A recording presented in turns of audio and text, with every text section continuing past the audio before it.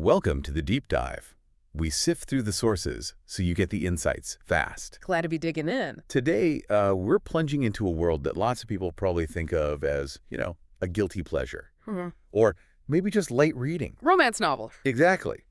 But hold on, because we're going to uncover quite a bit more of really rich history, surprising cultural weight, and how this huge, like $1.5 billion industry that started way back, maybe 1700s. That's right. How it's now undergoing this, major rethink. Some call it a vibe shift. Our goal here is to sort of figure out why this genre, which is clearly powerful, got sidelined for so long and why that's finally changing. And what's really striking when you look at the numbers and the history is the sheer size and the contradiction. Right. You've got, over 30 million dedicated readers, mostly women, and it's been shaping ideas about relationships for centuries, kind of quietly. Yet it always gets hit with that lowbrow label or, not serious literature. Exactly. And you have to wonder, when a genre focuses mainly on women's interests, women's desires, that dismissal often feels, well, let's be honest, kind of misogynistic, doesn't it? Seems hard to ignore that possibility.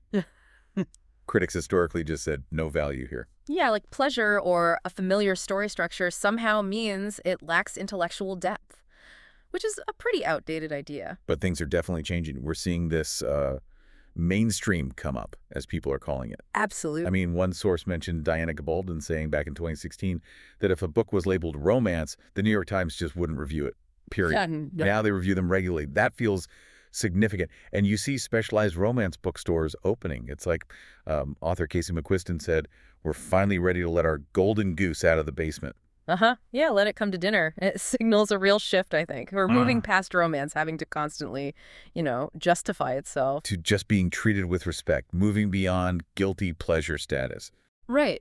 Recognizing the emotional intelligence often woven into these stories, which brings up that classic debate, doesn't it? Oh, yeah. Do they create unrealistic standards, or do they actually help women, maybe everyone, raise their standards in real life? And a lot of readers, based on what we've read, really strongly argue for the second one. Okay, so when readers say raising standards, what does that actually look like? It's probably not just about the fantasy, like the billionaire lumberjack, right? Probably not entirely, no. Though maybe sometimes. But it seems more about identifying what makes someone feel genuinely cared for, safe, respected. So it's like these books become a sort of masterclass in figuring out relationship dynamics, reading mixed messages, understanding motives, but without the, real-world heartache. Exactly. And people report it actually helps. Better communication in their own relationships, sometimes boosting libido, or even just appreciating their partner more when they see those good qualities reflected: attentiveness, emotional maturity. It's about making space for those quieter moments, too, isn't it? Not just big drama or grand gestures, like a character making tea after a bad day, that quiet connection. Yes, balancing the sort of crisis mode with that intimate intensity, and that's translating into real life. But it's not just the emotional intelligence aspect that's evolving. Right, the diversity angle is huge now, too. Huge. We're seeing massive growth in queer romance, Black romance, stories reflecting many different cultures. It's actively pushing back against those older, often very white, very straight norms. And how does that connect to the impact? Well, by centering joy and thriving, especially for characters from marginalized groups, and by giving readers those emotionally satisfying and optimistic endings, it can feel like an act of resistance. Feminist resistance, even? Resistance through joy and hope.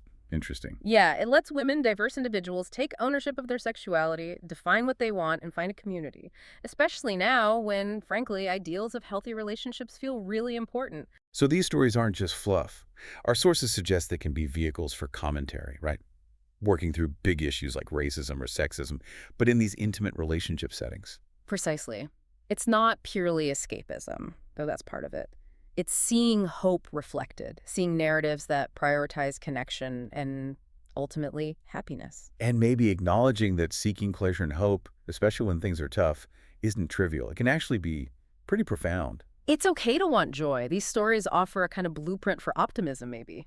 Reassurance. Okay, so wrapping this up for you, our listener, romance novels, clearly much more than meets the eye. Not just escapism, but offering real insights into love, relationships, shifting values. It makes you think about what we value in reading, doesn't it? It really does. So maybe the thought to leave you with today is this. What does happily ever after actually mean to you? And, could embracing stories focused on pleasure, connection, and hope, even fictional ones, actually empower you in your own life? Something to think about. Thanks for diving deep with us.